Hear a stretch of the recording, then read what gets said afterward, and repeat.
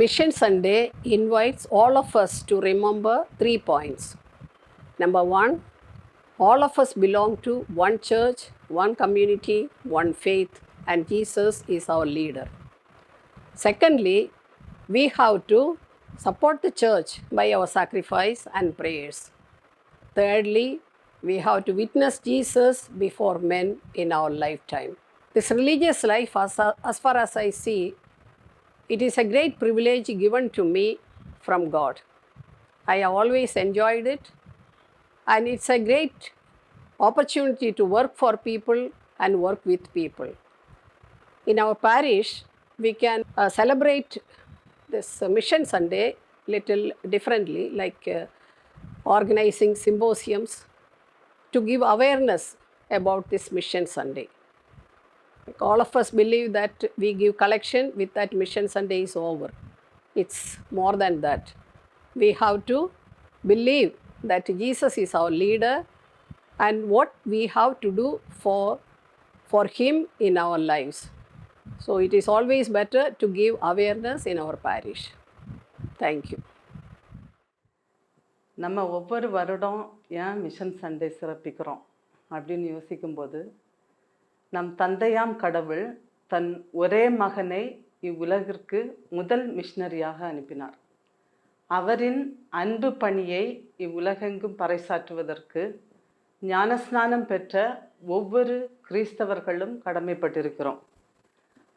அனைவரும் இணைந்து ஜெபிக்க வேண்டும், ஜெபிப்பதற்கு முக்கியத்துவம் அளிக்க வேண்டும், நற்கருணை வழிபாடில் நாம் பங்கேற்க வேண்டும், நமது ஞானஸ்நானத்தை நினைவுபடுத்தி கொள்ள வேண்டும். அதோடு இணைந்து தாராள மனதுடன் திருச்சபைக்கு நாம் அளிக்கும் கொடையை நம்முடைய மறைபரப்பு பணிக்காக நாம் உதவி செய்கிறோம் என்பதை நாம் உறுதிப்படுத்தி கொள்ள வேண்டும். என்னுடைய தனிப்பட்ட விதத்தில் எப்படி இந்த ஒரு மறைபரப்பு பணியினுடைய ஒரு ஆர்வம் அப்படி சிந்திக்கின்ற போது, என்னுடைய பெற்றோர்களிடத்திலிருந்து பெற்ற அந்த ஒரு இறை விசுவாசம், அதோடு கூட என்னுடைய நான் வாழ்ந்த கோட்டார் மறைமாவட்டம் குளச்சல் பங்கு 425 ஆண்டு கால பழமை வாய்ந்த பங்கு. அங்குள்ள மக்கள் மத்தியில் பார்த்தீர்கள் என்றால் ஒரு இறை சிந்தனை, ஒரு இறை அனுபவம் மிக அதிகமாக இருக்கும். அது என்னுடைய இரத்தத்தோடு இணைந்தது என்று சொல்லலாம். அதோடு கூட என்னுடைய டிஎம்ஐ சபை அதற்கு ஒரு மிக சிறந்த பயிற்சியையும், பல நாடுகளுக்கு சென்று மறைபரப்பு பணி செய்வதற்கு ஒரு வாய்ப்பையும் அளித்தது. குறிப்பாக தன்சானியா, ஜாம்பியா, மலாவி போன்ற நாடுகளில் மறைபரப்பு செய்வதற்கு, அதிலும் சிறப்பாக ஜாம்பியா நாட்டிலே 3 ஆண்டுகள் மறைபரப்பு பணி செய்வதற்கு ஒரு சிறந்த வாய்ப்பை என்னுடைய சபை அளித்தது. எனக்கு ஒரு மிக உந்துதலாக, இந்த உலகெங்கும் சென்று படைப்பிற்கெல்லாம் நற்செய்தி அறிவியுங்கள் என்று நம் இயேசு கூறிய அந்த இறை வார்த்தை என்னுடைய வாழ்வாக்குவதற்கு இது ஒரு வாய்ப்பாக அமைந்தது. இயேசுவில் பிரியமானவர்களே, உங்கள் அனைவருக்கும் இயேசுவின் நாமத்தில் இனிய வணக்கம். நாம் ஒவ்வொரு நாளும் ஒரு புதினுடைய விழாவை கொண்டாடுகின்றோம். அவ்வாறு கொண்டாடுகின்ற நேரத்தில் நற்செய்தி தான் எல்லா புனிதர்களும் அடிப்படையாக வைத்து வாழ்ந்தார்கள்.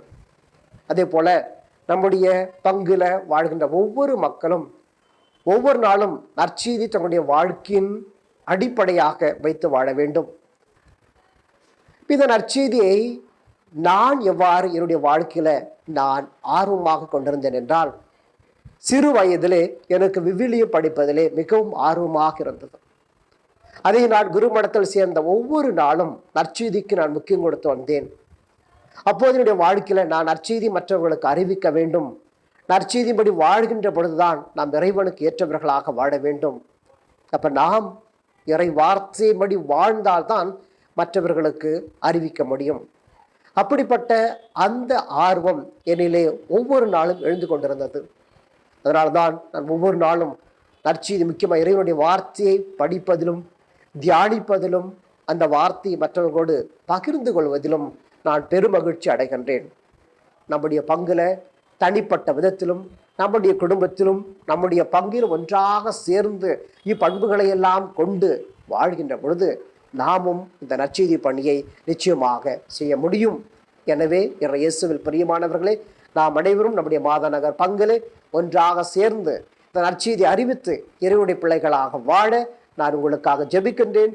இறைவன் உங்களை நிறைவாக ஆசீர்வதிப்பாராக.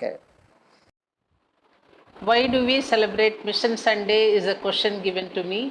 In my opinion, this is the last instruction and mission mandate given by Jesus while he was ascending. And the good news, we can say that God is never tired of giving life to human beings, because every baptized Christian, by bonus, he will get spread the good news. He himself brings the good news to the family.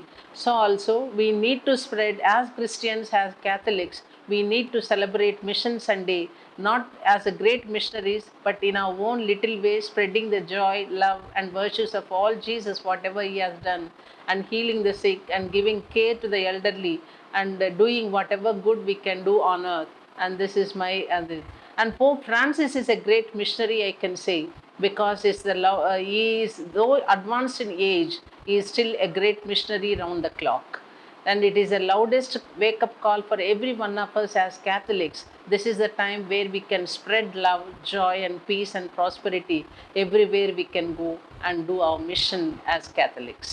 I found this mission mandate so vibrant when I was studying in my 10th class, when CSSA congregation sisters at Jetcherla St. Agnes School, I was so inspired by the mission that they are doing, and I joined as a sister, and I'm still doing this mission. The mission in Tamil Nadu is so vibrant, I can say. I come from Andhra Pradesh and Telangana, but still I found lot of faith in the people. The way people flock to the church and pilgrimages gives me a lot of admiration, especially at the religious sites like Velangani, Adaya Church, and every church I can see, and at St. Anthony Church, people are flocking to God, asking for so many favors. As for the Synodal Church, people are made into inclusive as lay collaborators and participating in the mission mandate by faithfully following the liturgy and prayer of the faithful, singing, and so many activities by the youth in the parishes. It gives me a lot of energy and lot of enthusiasm, and I am also seeing them, I am growing in my faith more.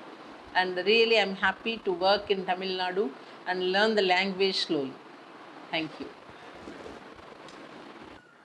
நான் இன்று ஒரு குருவாக இந்த நற்செய்தி அறிவிப்பு பணியில் ஈடுபட்டு இருக்கின்றேன் என்றால், எனக்குமே இந்த பணியை செய்ய வேண்டும், இயேசுவினுடைய பணியை தொடரணும்னு நான் சிறு குழந்தையாக இருக்கும் பொழுதே, மறைக்கல்வி வகுப்புகளில் இருக்கும் பொழுது எனக்கு ஒரு ஆசை. ஆதலால் நான் ஒரு குருவாக வேண்டும், குருவான பிறகு இயேசுவின் நற்செய்தியை போதிக்க வேண்டும் என்று அப்பொழுதே என்னுடைய பெற்றோர்கள் வளர்த்த விதம், அவர்கள் என்னை குருமடத்திற்கு சென்று படிக்க வேண்டும் என்று என்னுடைய ஆசையை நிறைவேற்றி நான் குருமடத்திற்கு சென்றேன்.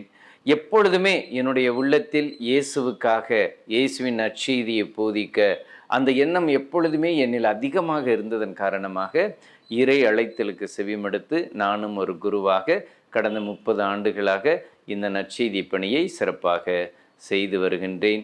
நான் ஆந்திர பிரதேசத்தில் அதிக நாட்கள் பணி செய்துள்ளேன். வெளிநாடுகளில் இருக்கும் பொழுதும் சரி, ஒவ்வொரு நாட்டிலும் ஒவ்வொரு இடத்திலும் இந்த நற்செய்தி பணியை வித்தியாசமாக செய்ய வேண்டிய ஒரு நிலை. மொழி கற்றுக்கொள்ள வேண்டும், பிற கலாச்சாரத்தை நாம் கற்றுக்கொள்ள வேண்டும், மற்றபடி அவர்களோடு இணைந்து பணி செய்ய வேண்டும். இவ்வாறு பல வகையான சவால்களை நான் சந்தித்திருக்கின்றேன். இருந்தாலும் இந்த நற்செய்தி அறிவிப்பு பணி ஒரு குருவாக எனக்கு மகிழ்ச்சியை, நிறைவை, அமைதியை கொடுக்கிறது என்பதை நினைக்கும் பொழுது இறைவனுக்கும் நன்றி சொல்கின்றேன். இப்பொழுது அதே பணியை மாதாநகர் பங்கில் தொடர்வதை பற்றி நான் மிகவும் மகிழ்ச்சி அடைகின்றேன். இந்த நற்செய்தி அறிவிப்பு ஞாயிறு ஏன் ஒவ்வொரு வருடமும் நாம் கொண்டாடுகின்றோம்? காரணம், திருமுழுக்கு பெற்ற ஒவ்வொரு கிறிஸ்தவனும் நற்செய்தியை உள்வாங்கி அந்த நற்செய்தியை பிறரோடு பகிர்ந்து வாழ்வதற்காக, நான் கண்ட அனுபவத்தை பிறரோடு பகிர்ந்து வாழத்தான் இந்த நற்செய்தி அறிவிப்பு ஞாயிறை நாம் கொண்டாடுகின்றோம். நம்மிடையே உள்ள ஒரு எண்ணம் என்னவென்றால், நற்செய்தி அறிவிப்பு அருட்தந்தையர்கள், அருட்சகோதரிகள் மற்றும் ஒரு சிலர் மட்டும் செய்ய வேண்டிய ஒரு கடமை என்று. அப்படி அல்ல. திரு அவையானது திருமுழுக்கு பெற்ற ஒவ்வொருவரும் நற்செய்தியை அறிவிக்க வேண்டும் என்ற உண்மையை எடுத்து கூறத்தான் இந்த நற்செய்தி அறிவிப்பு ஞாயிறை நாம் கொண்டாடுகின்றோம். இந்த ஞாயிறு, இந்த விழா 3 பணிகளை கொண்டது. ஒன்று, நற்செய்தி அறிவிப்பவர்களுக்காக நாம் ஜெபிக்க வேண்டும். சிறப்பாக ஆப்பிரிக்கா நாடுகளில் மக்கள், அருட்தந்தையர்கள், அருட்சகோதரிகள் மிகவும் கஷ்டமான ஒரு சூழ்நிலையில், இக்கட்டான ஒரு சூழ்நிலையில் நற்செய்தியை போதித்து கொண்டிருக்கின்றார்கள். ஏன், நம்முடைய பங்கில் உள்ள டிஎம்ஐ சிஸ்டர்ஸ் நிறைய பேர் ஆப்பிரிக்க நாடுகளில் பணி செய்து வந்திருக்கின்றார்கள். மிகவும் கஷ்டமான ஒரு சூழ்நிலை.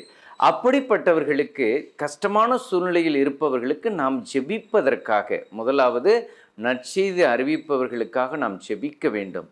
இரண்டாவது, அந்த நற்செய்தியை அறிவிக்க போதுமான இறை அழைத்தலை கொடுக்கவும் நாம் ஜெபிக்க வேண்டும். போதுமான இறை அழைத்தல் நமக்கு இருக்க வேண்டும். அப்பொழுதுதான் இயேசு உலகம் எத்திசையிலும் சென்ற நற்செய்தியை போதியுங்கள் என்று சொன்ன அந்த பணியை நம்மால் சிறப்பாக செய்ய முடியும்.